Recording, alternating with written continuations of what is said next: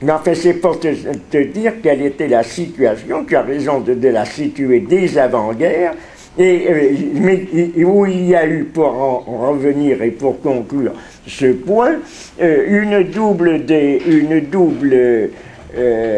orientation, par conséquent, cette orientation vers la crise et la critique de la philosophie en tant que telle, à laquelle on se demandait s'il ne fallait pas substituer soit la sociologie, soit peut-être la psychanalyse également, ou la psychologie, et également, d'autre part, par l'intermédiaire de gens comme Kojève ou Hippolyte, une faveur, une résurgence, et même en France une introduction purement et simplement. Il avait déjà été introduit par Val ou par d'autres, mais enfin là, ça s'est manifesté sur une plus grande échelle avec la traduction de Hippolyte de la phénoménologie et avec la connaissance également de l'introduction à la phénoménologie de Hegel de Kojève. Il y a eu une faveur particulière qui a été donnée à l'hégélianisme de la même façon qu'à la phénoménologie, et il y a un moment où il s'agissait de prendre parti dans ce débat. Et Deleuze, encore une fois, a toujours affirmé qu'il ne l'avait jamais fait. Je ne crois pas qu'il l'ait jamais fait, mais enfin il ne l'a jamais fait d'une façon explicite ou en tant que telle. Je me trouvais, moi, être un petit peu sous le patronage, puisque c'est lui qui, avec Val, avait dirigé mes travaux de thèse, d'Hippolyte, qui était un petit peu à cheval entre les deux. C'est-à-dire qu'il a écrit Logique et Existence, il a traduit la phénoménologie de Husserl, de Hegel, et a consacré également un livre de commentaires à cela. Et d'autre part, c'était lui qui m'avait mis, ainsi qu'à Arion Kelkel, en main la révision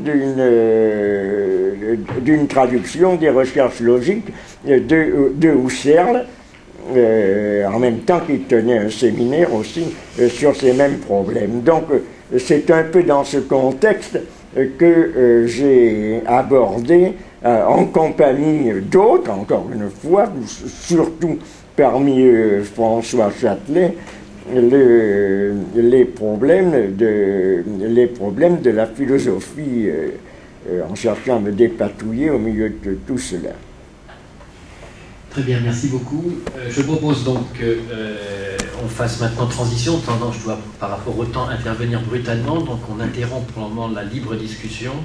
On y reviendra bien entendu, et je vais donc donner la parole à Éric Aliez. Je sais.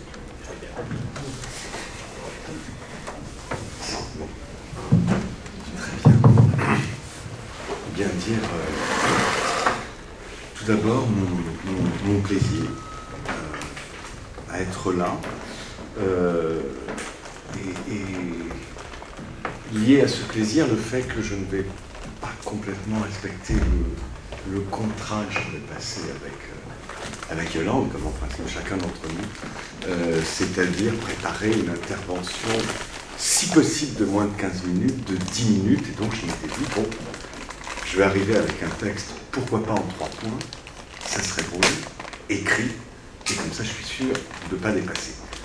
Ça avait un avantage, c'est que le principe de l'hommage, avec quelqu'un qui est un ami, c'est compliqué. C'est compliqué parce qu'il y a quelque chose de l'ordre de l'exercice de style qui peut venir tout de suite. Et avec René et par rapport à René, c'était juste, en tout cas pour moi, pas possible. Donc j'arrive avec des notes et puis on va voir. Je me suis un peu perdu dans les textes de Scherrer, pas beaucoup. Et ça implique un autre principe de lecture. Alors je voudrais commencer avec une très très belle citation de Benjamin que donne René dans l'un de ses textes. Et je crois que vous allez voir immédiatement en quoi, à mon sens, ça a fourni un mode d'emploi, et pour moi, pour cette intervention, et puis aussi, au-delà de la fiche de style, une question de contenu. Voici cette citation. La lecture profane a en commun avec toute lecture magique le fait de dépendre d'un rythme nécessaire, ou plutôt d'un instant critique que celui qui lit ne doit à aucun prix négliger s'il ne veut pas rester les mains vides. Cet instant critique, pour moi, c'est évidemment la question Deleuze et la phénoménologie, bien sûr. Mais avant ça, la question de la lecture profane, donc aussi tenter un discours non savant, non académique, etc., me semble très important à développer un peu, avec un certain nombre de petites citations de Scherrer, de René, pour aussi le donner à entendre. Il dit lui-même un ton d'amitié, quelque chose de l'ordre de la tonalité de la Stimmung. Et puis évidemment, ça nous ramène immédiatement à Paris 8, au département de philosophie, à Vincennes, etc.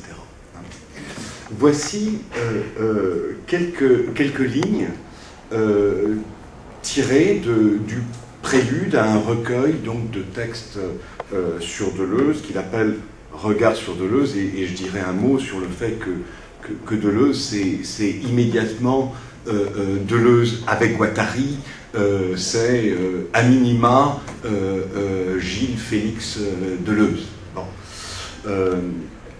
Voici donc quelques lignes où il y a quelque chose d'un portrait en creux, quoi, de Scherrer qui s'offre immédiatement à nous, à mon sens.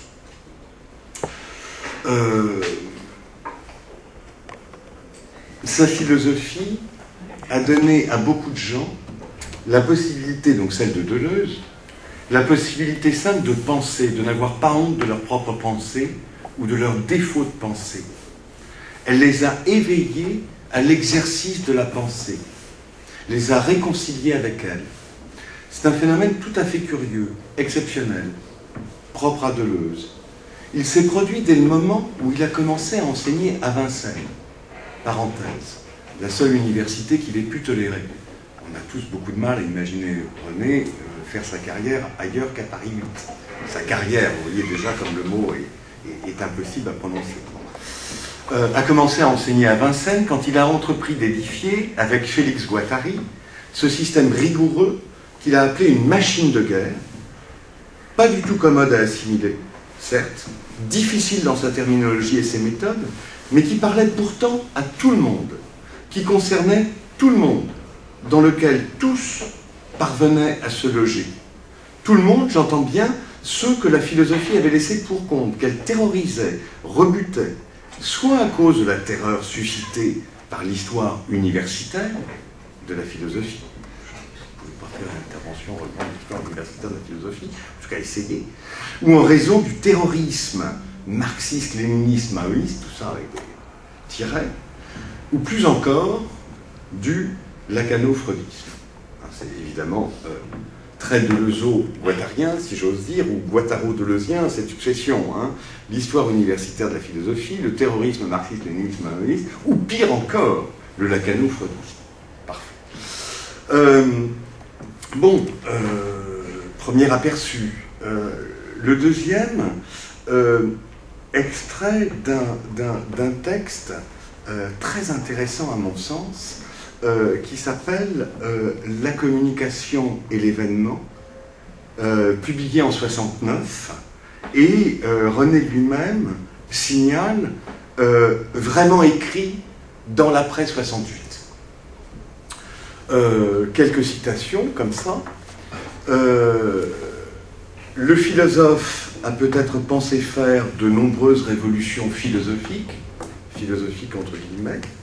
En réalité, il n'a guère philosophé depuis qu'il a occulté en lui l'idée d'une révolution possible. Comprendre, je coupe un peu, la liberté devenue nécessité, l'ouverture, ça c'est le problème de mes notes, l'ouverture absolue sur le possible. Ceci introduit un très beau commentaire du texte fameux de Kant sur le conflit des facultés. Et René dit à un moment, la philosophie contemporaine est déjà là, avec ses feintes et ses impuissances. Fonctionnaire de la vérité, le philosophe réserve sa communication au cercle restreint de ses pairs. Pour le peuple, le philosophe parlera le langage philosophique le plus fermé. Mais ce qui sauve le philosophe Kant de la honte, ajoute-t-il, c'est ce moment où il exprime sa sympathie d'aspiration avec la révolution d'un peuple. Alors, la communication avec l'événement révolutionnaire n'a effectivement plus rien à voir avec une, entre guillemets, communication entre collègues.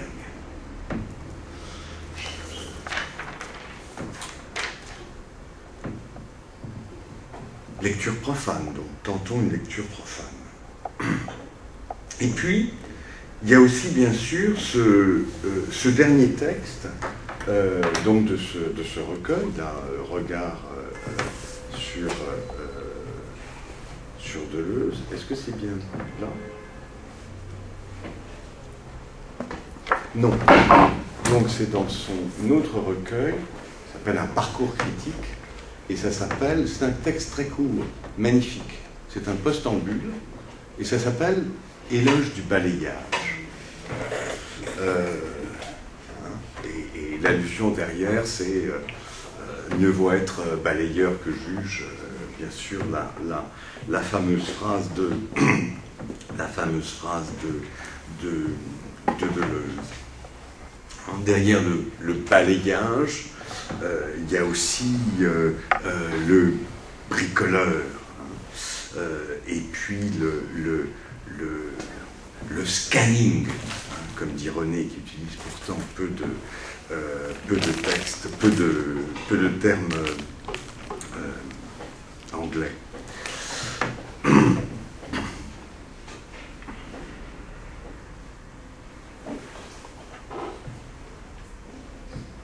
Alors,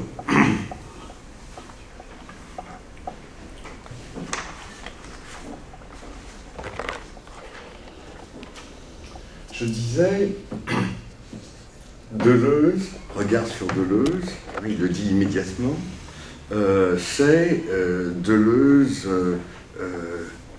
avec Guattari. Et le texte donc s'ouvre aussi sur l'hospitalité, sur l'hospitalité d'une philosophie à tous, et la façon, je crois, dont Scherrer se sent immédiatement proche de Guattari, c'est le fait qu'il va assez vite définir l'hospitalité, qui est peut-être son grand thème, et qui est plus qu'un thème, qui est vraiment son contenu, cet endroit où forme et contenu deviennent indissociables. Il va définir donc l'hospitalité comme un processus de subjectivation. Et il réfère immédiatement le terme à Guattari.